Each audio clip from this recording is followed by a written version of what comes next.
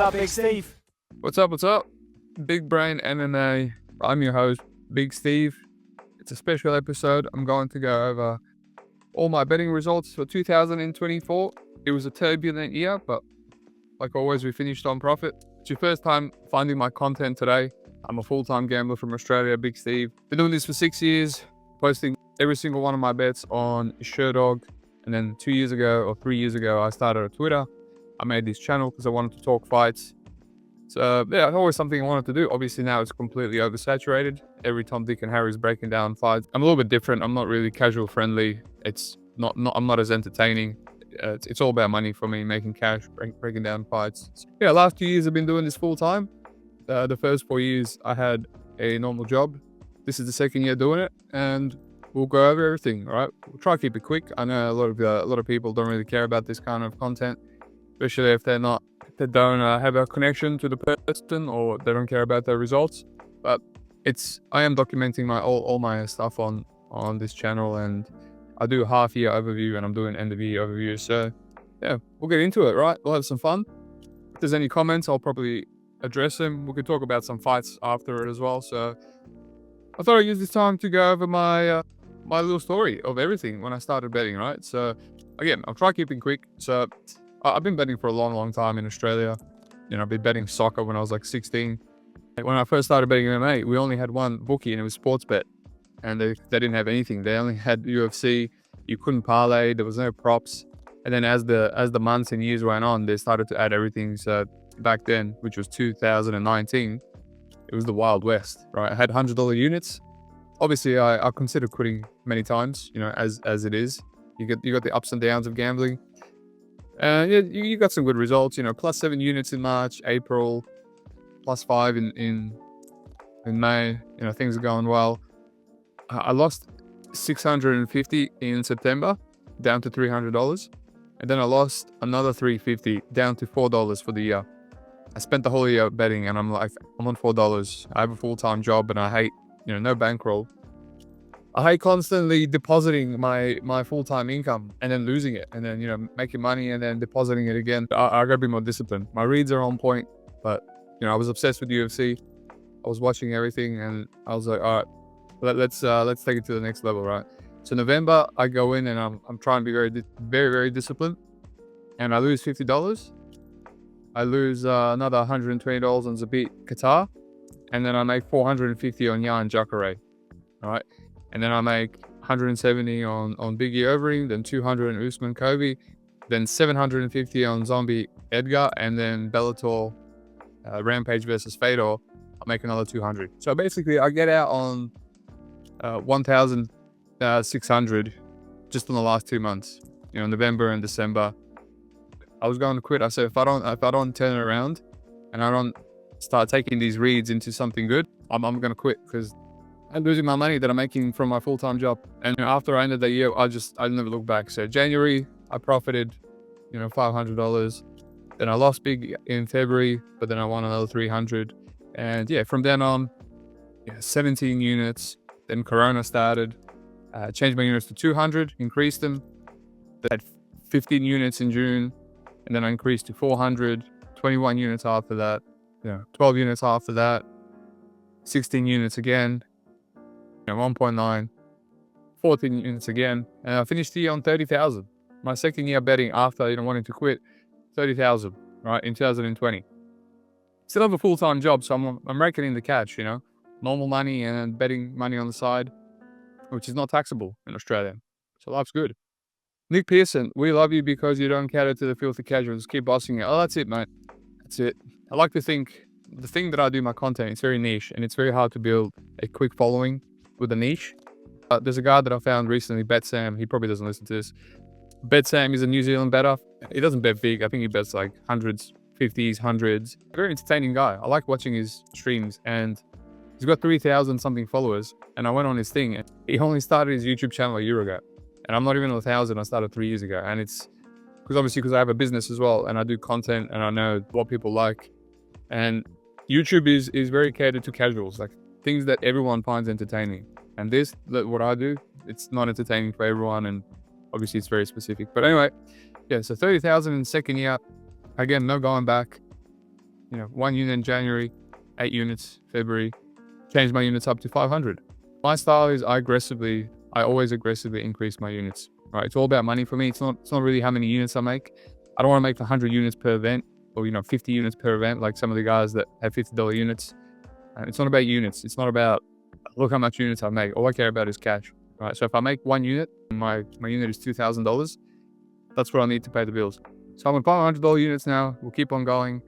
2.1, break even for June 2 units, July, lost 8.4 units there.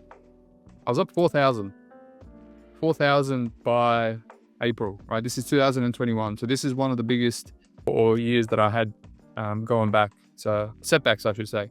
So I go up to 4,800 in profit. And then my full-time job kind of started taking over my life. I was a salesman, working long hours. And I also was training a lot. I started training jiu-jitsu and I was training like 4 or 5 times a week. So it was just like constant, get home from work, shower and straight to training. And it's like the whole day with no tape. So I was like, all right, I've been doing this long enough. I've got a network that I trust, people that I know. I'll just tail them. And then I just started tailing people from April onwards, May, and then 4,200. And, June, nothing, 2 units. And then July, 8.4 units. And then August, I made 3 units. And then I made another 9.4. But I almost wiped out all my profit by just tailing others and just messing around. And that's what I said, I can't really trust anyone. And 9.4, then 22 units in October, one of the best months I've ever had. Right, I'm on 18,000 now. I changed it to 600. Right, we'll keep on going. 5 units. Right, so I'm pretty consistent. So I finished the year on 23,000. That was a step back. But that's because I had a really bad August and just doing things that I should have been doing, and you learn from these mistakes. 2022, start off with 5 units, February up to 800. Then I changed it to 1,000. Pretty straightforward. It's just constantly going up, right? Nothing crazy here. Nothing. I think this was one of my better years. Let me have a look. Yeah, 41,000. So always going up, always increasing units aggressively. January 2023, so this is the first year I've gone full-time, right? So 4.1 units in January, 6.2 units in February. At this point, I kind of have a style that I like, and I constantly win. I win most months. Even if I lose big, I come back in the next few events. So 1.5 thousand units now in March 2023. We keep on going. Lost a little bit there. This is the first time betting, and this was a bit hard because I was constantly grinding. I didn't have any books or any odds, as I told you early in Australia, and now I have everything. I have Bet Online, I have all these regionals, Bet365, Sportsbet, they have all the props, even regional props. So I'm just kind of like spreading myself thin. I'm trying to bet as many things. And it was really hard to have like a good balance. You're just thinking about gambling 24/7. I had a lot of ups and downs this year, but ultimately I finished on 53,000. Can't complain. First year, 53,000 tax-free. Not amazing, but obviously I have years of building up a bankroll and full-time job income that I've put to the side before full-time. So obviously I wasn't being irresponsible with my cash or anything. Now we go into this year. Riding high, like any money from government. Yeah, I did get money from the government when I lost my job from COVID. That's actually the catalyst as to why I started full-time gambling. But yeah, it's a good country for that here. If you want to be on the dole, if you want to be just a person that doesn't want to work and get money, but yeah. All right, so now we go into this year, right? Off 53,000, it was a bit underwhelming for me because units-wise, that was like 39 units. Usually I'm around 40, 50. So we go into this year, right? So we start off well. January, not bad at all. 3.46 units, 5,000 for the year, not bad. 5,000 any day of the week, I'll take it. Tax-free to survive. February, not bad. Another 4.2 units. It's going great. Almost 12,000 in 2 months. That's like 6,000 per month. And tax-free, beautiful, loving it. We go into March. As you can see, a lot more events now, like a lot more regionals. The times have changed. I can bet on everything now, but it's a lot of time. More than 20 events. And I lose just under a unit. But what I realized here is like, all right, I know my style. Obviously, I was messing around in March a bit. Let's increase these units. Let's put it to 2,000, all right? I'm very disciplined. I have 1 or 2 bets per card. I stick to locks. Obviously start with the loss straight away. That always happens. big win on KSW, 2,700. You know, wins, losses, wins, losses. I put a little note for myself here: get aggressive, do parlays, don't be scared. I used to do parlays all the time. You know, maximize my locks, my income. Lose 1.6 units on in April. That's second losing month back to back. I only have 2 per year, so I was like, okay, bit of a stagnating year so far. May, we get to May, make 7 units again, which is beautiful, up to 21,000. All I wanted to do was beat last year. So last year I did 54. I just wanted to have like maybe 60, 70, which would have been a comfortable year for me, tax-free. Then we get to June, make another 1.8 units. A lot of break-even months, right? Not very ideal, especially when you're a full-time gambler. It just means you're not really making income. And it's like 30 days of work. So at 25,000, just under halfway, I'm like, if I double that second half of the year, which is usually better, I'm looking at 50,000, maybe 55, 60. I'm like, yeah, it should be right. Should be right. We go into July, right? And July, I have a great month. I'm killing it. And then I lose 3,400 on Edwards Bilal, which drops me down to plus 0.2 units. So another break-even month. So I'm like, all right, this is getting a little bit frustrating now, and I'm starting to feel the pressure, right? Because I got engaged last year. I bought a ring. Obviously, we went to Europe. This year, I moved into another house. I already have an investment property. Bought a lot of furniture, deposit down for a wedding venue. So I'm like, all right, spending a lot of money, and you know, just a lot of break-even months. And now I'm paying rent at a new property, so it's feeling it now. And then August starts. Lose on PFL, lose on Fury, lose on Sanhagen, Nurmagomedov, which I should have profited, but lose big on Invicta. Tabura versus Spivak. I had no bets on this card. This was a shit show card, and I said to myself, I won't bet anything. The only thing I considered was Tabura, but I didn't like how everyone was on it, and my gut was saying, don't bet it.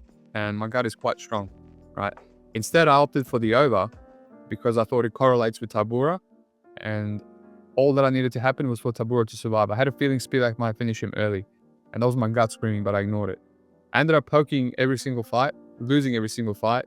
And then I just lost another 1,000 something on that total when Spivak arm button from guard. So I'm like, all right, I better get this under control now because I'm losing a lot of money. And whenever I get under control, I go back to just sticking to locks, you know, really good reads. If I have a really good read, I'm winning the bet.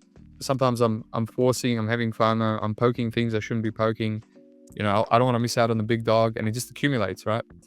So I won this boxing bet, which was good. I thought this was the beginning of something new, and then my contender series started, and I hit two great money lines, and then I lost big money on the under by like a minute in the main event. So then my contender series usually saves me. I make a lot of money every year. Make a little bit of profit on PFL, and then I lose another 2,000 on UFC, and another 1,500 on Dana White contender series. And at this point, I'm like, wow, the bankroll is. I haven't checked the bankroll in a while. It's like more than $5,000 to $8,000 down. And with the spending, I'm like, wow, I don't really have much in the bankroll. I always keep my bankroll really, really small, especially with $2,000 units. I had like maybe 10 units in there. Because again, I win most months, right? And I'm selective with my bets.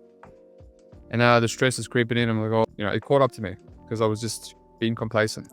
Oh, I'm probably tilted around this point. I definitely was tilted. Because the bets that I was making were really bad and emotionally not correct.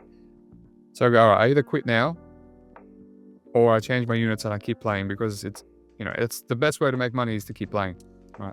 So I changed it to $500, which this hurt my ego a lot. This was very bruising on my ego.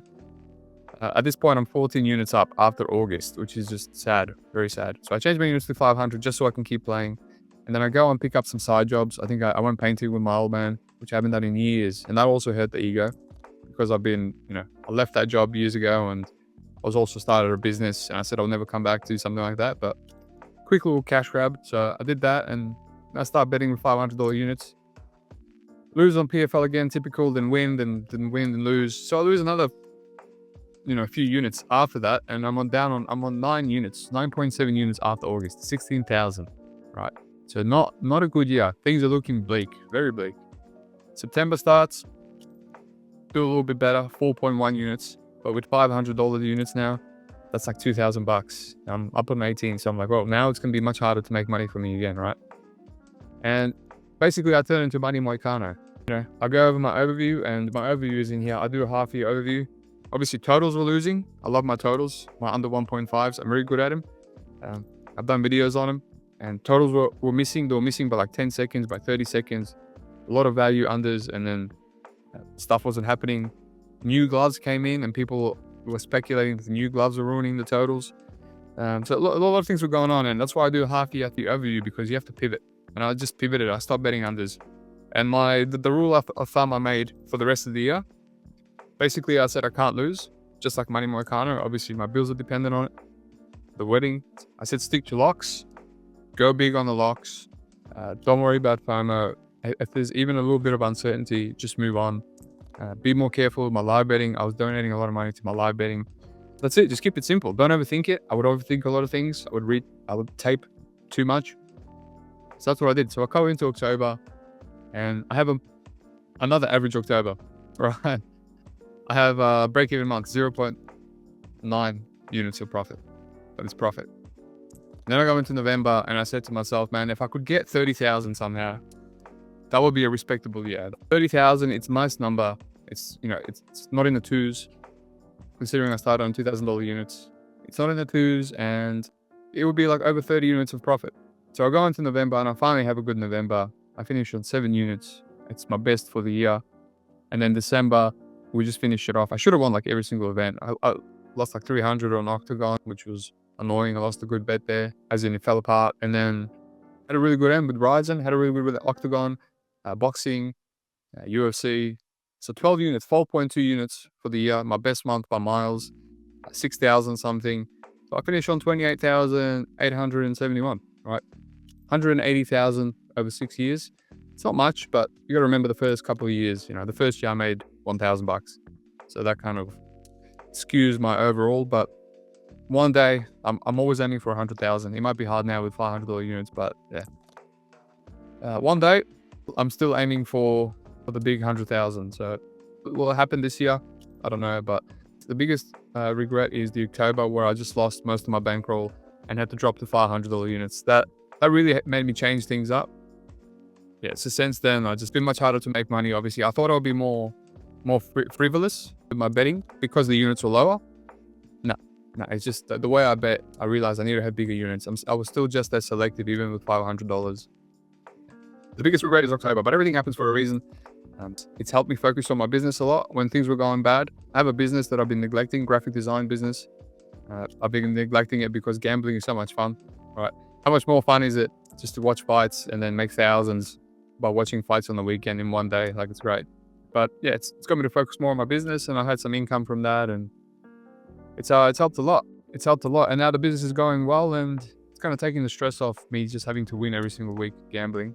Yeah, I don't consider myself a capper. I consider myself an entrepreneur, so I don't mind having a business on the side. Like, then I'd rather do that than just have a full-time job. Like, I know a few people have quit this year. I'm definitely not quitting, like, especially after bouncing back.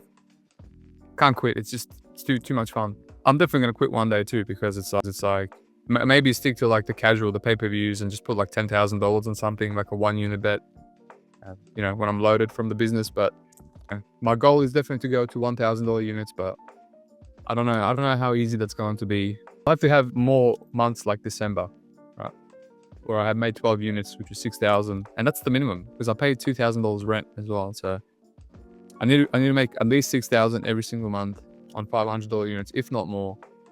Just be selective.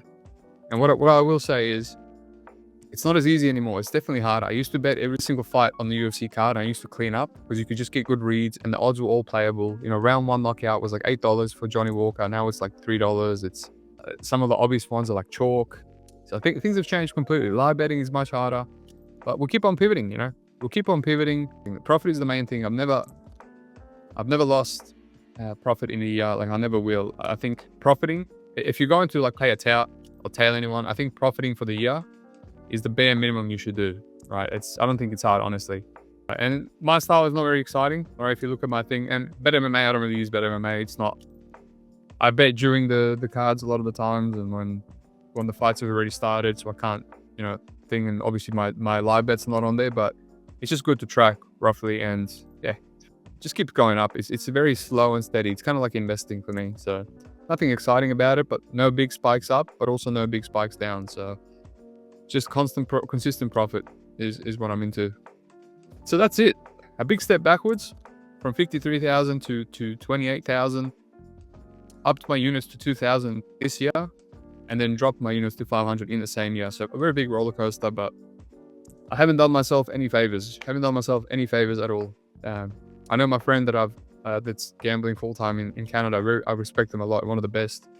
He paid off his house before going full time. He saved up 100,000 before going full time. So I've been playing my life on hard mode. You know, I've got like so many bills, 2 houses, not much savings, not much bankroll, and I've been getting away with it for 2-3 years. So it's caught up with me a bit, but now it's back. We're doing well. Narco, everyone bets differently. I've been doing this full time for my 3rd year, and volume betting helps with variance. I will say I agree with that. But you can't always volume bet. Like it helped, for example, we talked about a narco for Ryzen. That would have been great, volume betting. I had so many bets and they were fine, and I lost like 1 bet and I cashed out Shorty Torres, which would have won as well. I could have also lost 9 out of 10 of those bets. And then you get absolutely rinsed by having heaps of volume, But yeah, back in the day on the UFC, I used to have a lot of bets and the volume saved me. I was right more than I was wrong. But it's different now, If I have a good read on the card, yes, I'll have a lot of volume, but betting is very similar to poker, I would say so. Business is graphic design. I have a graphic design business. I specialize in branding, so helping small to large businesses grow their brand, right? So logos, obviously I've done my own brand, the logo, my own thumbnails. So I thought about sharing it on my Twitter because I wouldn't mind some more income, right? It's gone quiet during the Christmas period. And yeah, I need as much money for the wedding, still a big bill to pay off. So I might do that. If people don't like it, it is what it is. I've got 1,400 followers on there. Surely someone has a business that needs redesigning, right? And I helped Evan with his logo, and I'm happy to help the MMA community with their logos, for cheaper. It's no issues at all. Moneyline, thanks for helping me make some money this year. 2025 will be a good one. No worries, Moneyline. Hope you made some bank. Kevin also started betting in 2019. Always with twinsies, mate. Twinsies. Definitely my most profitable sport. I don't think there's a better sport to bet on, honestly. Obviously, it was a new sport and it's becoming a bit more mainstream and it's getting harder. But with all the regionals, I still think there's so much edge out there. And obviously, as you get better, I found fading the public this year was very good. Obviously, I wouldn't be able to do that a few years ago. I would probably be on the CLV, the closing line value with the public, but I was good enough to fade the public a lot this year. So it's always going to be an edge. You just have to keep evolving, I guess. Riding high. I can tell you're very conservative with your bets, and it's a good way to be. You can't get silly. Look, whenever I get silly, man, I lose money. And I used to chase. MMA Kasanguni. Big Steve, would you invest in buying a condo in Bangkok? Sure, why not? Mate, the year that I made the most money, I was also made the most money with my business and the most money with crypto. And if I had that kind of money again, yeah, I would buy a condo in Bangkok. Why not? Very thankful, very grateful to be able to do this still. It was a very rough year. I'm grateful for the stress that you get. And then it builds calluses. Builds stress calluses too. So I'm grateful for the Discord. I started the Discord 2 years ago. So I'm not as active in Sherdog anymore, but I'm in there as well. And a lot of sharp people in there. I should call out some people in there, but there's so many, We've got Dave, Bakayako, Sando. These people that don't have Instagrams. Parky, Nick. That's a very basic name. Could be any Nick. Author from Poland. BS Baz 456 from Netherlands. BV, I'll give him a shout out, even though all does is troll. Then I've got some people, well-known people in there, like Chad and Dogfather and Piers. Lou Betcher in there. Some funny people. Pepe's in there. Pepe comes and goes. Pirate, I had a pirate in there. Rise by Moon, really good sharp European guy. Subliminal, sharp European guy. Ube, the guy that gives me all the kickboxing locks. Got Evan in there. Tippy MMA, very sharp Polish guy. Yeah, just good to have a chat. Put all my bets in the Discord. It's good to have a good network. People you can trust. Likewise, Narco, we will chat a bit more. I'm in Narco's Discord too, which is good, but there's a lot of YouTube personalities in there, and I don't gel well with some personalities. Right, that's why I made my own Discord. Yeah, nothing personal. I have a YouTube channel myself, obviously, but I always found YouTube personalities would clash because they seem to care a lot about clout, and not the best betters, but yeah. Narco's one of the good guys. I was up 97 units and then lost 3 cards. The last 3 cards decided to destroy me. That's it. Whenever you're on a good run and you decide to get greedy, it goes downhill. I feel like you just have to be conservative all year round. Because one step up, especially with how hard it is to bet UFC these days and the variance and whatnot, it gets you. That's it. I didn't really have a speech, didn't really have a plan of what I was going to say, but good luck to everyone this year. Like and subscribe if you want. If not, it's all good. Follow me on Twitter if you want all my free leans. Follow me on Shirto if you want all my free leans. Discord is not for free, but I want a place for people that are serious about money. So I think it's like 30 USD a month to be in with all the sharps and to be in with myself and see all their bets and all their leans. So yeah, Discord, Spotify, YouTube, Twitter, Shirto. All right, peace out. Like and subscribe.